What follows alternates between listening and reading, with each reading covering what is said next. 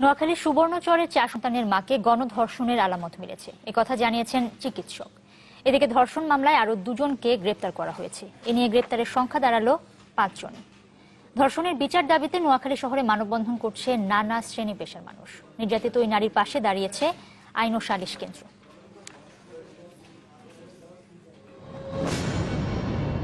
নোয়াখালীর সুবর্ণচরের চরজুবলি গ্রাম 30 ডিসেম্বর রাতে স্বামী ও 4 সন্তানকে বেঁধে রেখে গণধর্ষণ করা হয় এক নারীকে। এমন নিষ্ঠুরতার খবর নির্জন সুবর্ণচর ছাপিয়ে ছড়িয়ে যায় গোটা দেশে। ফেসবুক সহ নানা সামাজিক যোগাযোগ মাধ্যমে ওঠে নিন্দার ঝড়।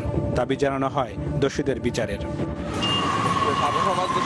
ভার্চুয়াল জগৎ থেকে এবার রাজপথে নানা শ্রেণী পেশার মানুষ।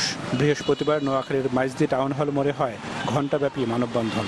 ব্যানার, পোস্টার, স্লোগানে অপরাধীদের শাস্তির দাবি জানান তারা।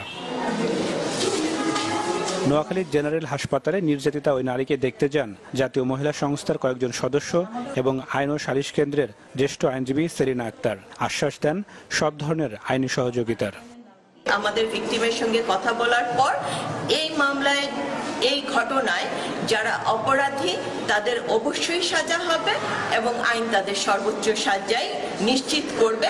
যদি পরবর্তীতে কোনো কাউন্সিলিং এর প্রয়োজন হয়, কারণ সে মানসিকভাবে প্রচন্ড আঘাত পেয়েছে, মানে শারীরিক আঘাতের সাথে, তো সেই জায়গা থেকেও ওনাকে আমরা বলে আসছি যদি ওনার এটা দরকার হয় তাহলে আমরা দেব।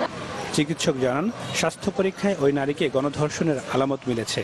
প্রতিবেদন পাঠানো হয়েছে পুলিশ সুপারের কার্যালয়ে। ওনার যে পূর্ণাঙ্গ রিপোর্ট পাওয়া গেছে এবং আমরা আজকে পাঠিয়ে দিয়েছি।